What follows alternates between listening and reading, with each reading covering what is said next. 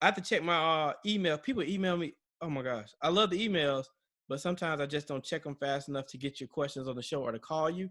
But I'm trying to do a call-in show, and I'm saying trying because it's still a work in progress. But I get so many questions that I don't answer like out loud. I answer them out loud, like even if you email it and don't want me to call you. But the reason for the call-in piece, that way we can actually engage in some dialogue. But if you don't want to get in dialogue, you just post your questions too and just put a fake phone. No, don't put a fake phone number. Just put all nines. You put a fake phone number. I call them like, who is this? This is Pizza Hut. I'm like, yeah, they pranking Dr. Childs on the math thing. All right. So checking out the Ask Dr. Christopher J. Childs show. This is a transition. It's supposed to be 30. It may be 15. It may be 20. It totally depends. But I got 3 questions right here. If somebody drops one, you can drop one like right now on the website. It'll come directly to the phone. If I get another question, I'll do that one before I shut it off. But I'm doing 3 questions today. 3 questions. I can do more. I can like do the questions all day. I love Q&A. But I got 3 questions that have been sent. I'm gonna answer live. I gotta read through them now. Y'all gotta bear with me now. Dr. Childs, I'm a math person. I can comprehend and I can read aloud, but I gotta slow down. All right, here we go. I'll read the questions first and not just off top before I read them y'all. Yeah. I'm that kid in class. Chris, read. I'm like, okay. I read it myself first. Want me to read out loud? Okay. Got the words now. All right, so here we go. What about students who come in with a negative outlook to math? Adults in their life often exclaim happily they hate math, furthering their negative mindsets. Ooh. All right, so here's my thoughts. What about students who come in with a negative outlook?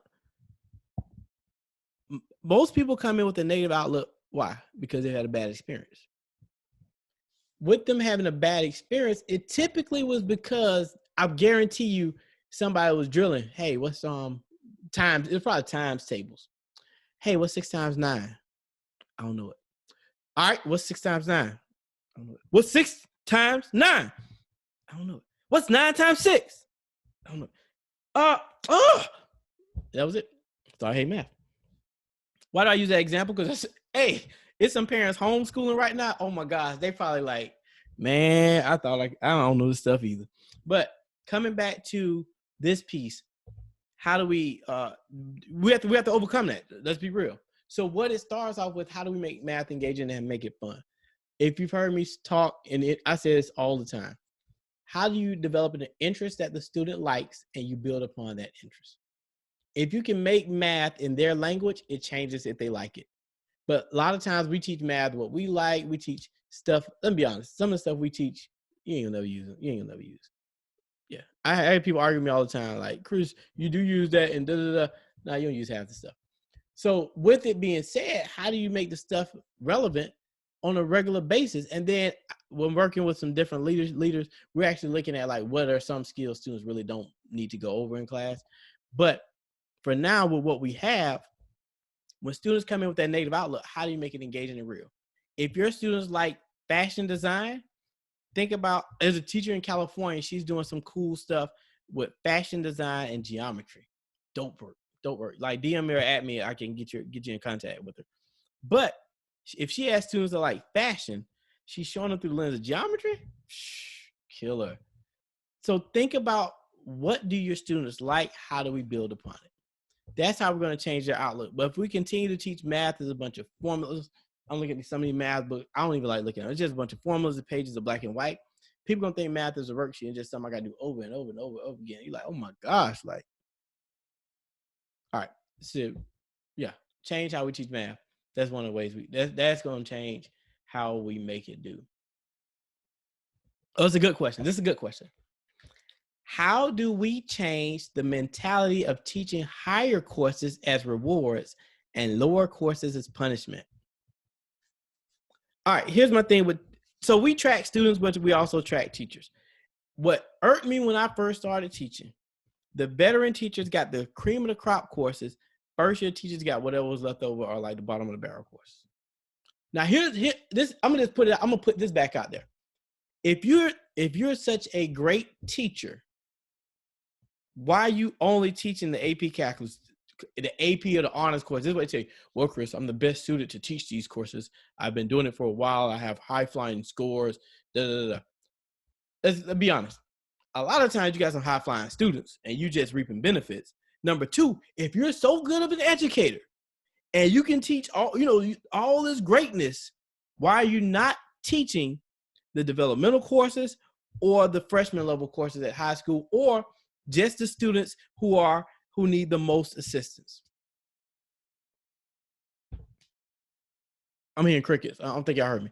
If you're such a great educator, because I meet teachers all around and tell me they're great, and then I say, all right, so what you teaching? They tell me, oh, I got all of the best of the best. I'm like, if you want to show me you great, I'm not saying your whole schedule has to be that, but I'm saying teach the students who need the most help. These first and second year teachers, give them some of the honor students. Like, a lot of those kids are going to make it regardless. So I'm not saying these teachers won't do good, but I'm saying give them a break to begin with. They don't have all the strategies and tools. True story. When I taught in the college level and I was a department head, when we picked schedules, we had different levels at the college level. Our bottom tier of courses that no one wanted to teach, and we had a significant number of students that needed these remediation development. Guess what? I took them every single semester. I took those courses. Why? The only thing I did, because of my schedule at the time, I can only teach certain times. So I did I was department head. I used my preference to pick times, but courses, all of our lowest level courses, my whole schedule was full of that. So if I had 4 courses to teach, I had 4 of our lowest level courses. And my courses, when I say were packed, oh my gosh, like up until drop date in college, I get phone calls from guidance counselors. Chris, you over capacity by da-da-da-da. I need this one more student in your class. Adam. Chris, you over capacity. Adam. I never turned the kid away. Ever. Like, students, it wasn't like this literally, but they could be standing around the walls. I'd be like, hey man, we're gonna make this work. And my students, I was shooting them off. Be careful with the gun analogies, but I was a bad boy. But I say that to say I led by example. Nobody else in my department had a schedule more challenging than mine, because I would give them 2 of our lower level courses and then whatever other courses they want. I had 4. What am I saying? All this, oh, Chris, I teach the AP courses. Man, I ain't trying to hear that. I want to know who's teaching the students who need it most. Who's teaching the students that we keep talking about have all these depth? Who's teaching them? As administrators, I tell administrators all the time, your best teachers better be working with your students who need the most. If your best teacher's working with your high flyers, no respect. That's just me. No respect. I'm just saying, if they so good, it should work with these students. But what happens a lot of times, you realize they ain't all that good. But, it's neither here nor there. I said I'm going to do 3 questions. That's a good question. I'm going to say that one. I'm trying to do like a mix of questions, because some of these questions, I'm going to get hot. And I may go in on one of them. So what I do is I get questions. I literally just drop them into this document. I have a repository of questions, and I try to go and ask them when I have free time. Oh, this is a good one. All right, this is going to be the last one for the show. If you email me right now, I'll do your question. Like the first email to come through, I'll do your question. But if I don't get an email, I'm leaving it on this one. Here we go. All right, this is a good question. Matter of fact, I'm gonna stop sharing. Because I don't want to. I want to go to this question. Here's the question. Going in, I'm dropping the mic, and I'm out. All students need access to quality education. However, we are being asked to focus more on students of color. Shouldn't we judge on content of character? Not. ... I think they meant or not. Read it again. All students need access to quality education. However, we're being asked to focus more on students of color. Shouldn't we judge on content of character? No. All right, here we go with this one. This is like the perfect way to end this segment. We say all students need access to quality education. If you look at the data, all students don't get access to quality education. Right now, about 53% of students are students of color in the United States schooling system. So all this, we got minorities, there ain't no minority students. They are the majority of students of color. It said we're asked to focus more on students of color. The reason you focus on students of color, if you look at all of the data, when you break down the data by subgroup, there are two things that tell the story. Actually, I do three big pockets. One of the big pockets, English learners. If you look at their proficiency, it's horrible. And I don't blame the students, I blame the system, because a lot of places, they don't even have translated materials for the students. This another pocket, social economic status. I was out of town in the state recently speaking. I put, like in the beginning of my presentation, I put data on the screen. I love numbers. When you looked overall, they were not doing well as a state. But when you looked at subgroup by social economic status, piss poor. When I say, I mean poor. What does that mean? And now this state was majority white.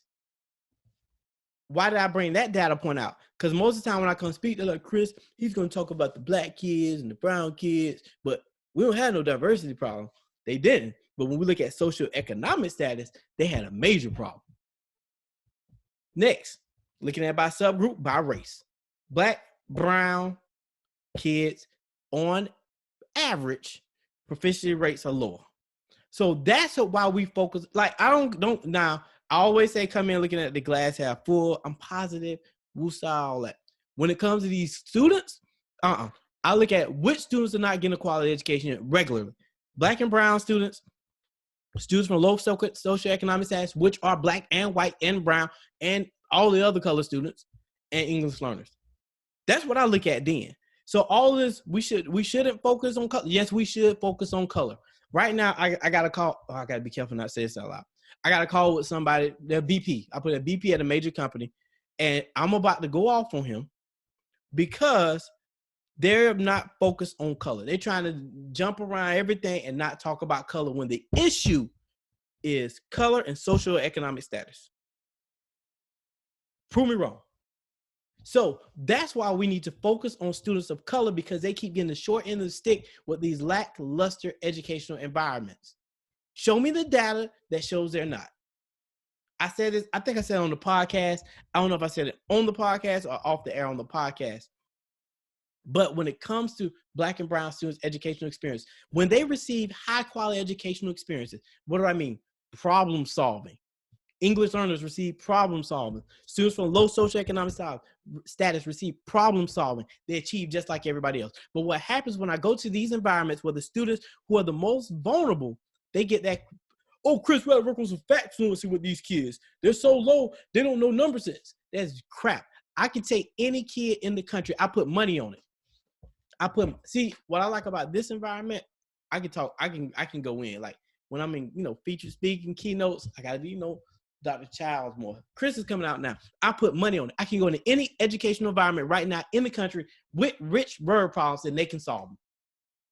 I put you name the amount. Why do I go so hard and believe in that? Because I'm sick and tired of going in environments and people discounting our students. When I say our students, everybody like to use the word all, but the testing data shows you don't care about all students. And when I say you, the educational environments that we've created, some of your colleagues don't care about all students. When I go into high schools that have let's say a 50% mix of white students, black and brown students. But when I get to AP calculus classes and do a walkthrough, 99% of kids are white. Yeah, we're not focusing on all students because black and brown kids can do calculus. So why do we focus on students of color? Why do we focus on students from low socioeconomic status? Why do we focus on English learners? Because those are the students that keep getting screwed over by this weak educational system. That's why I promote problem solving so hard, because I know it works for all students. The fact fluency stuff that's hidden away, that crap don't work for everybody. It don't work. You can argue me all day. Fact fluency. Here we go. Hold on. Let's see how we do this. Fact fluency. Which one? 3 plus 3? Hey Siri, what's 3 plus 3? All right, fact fluency.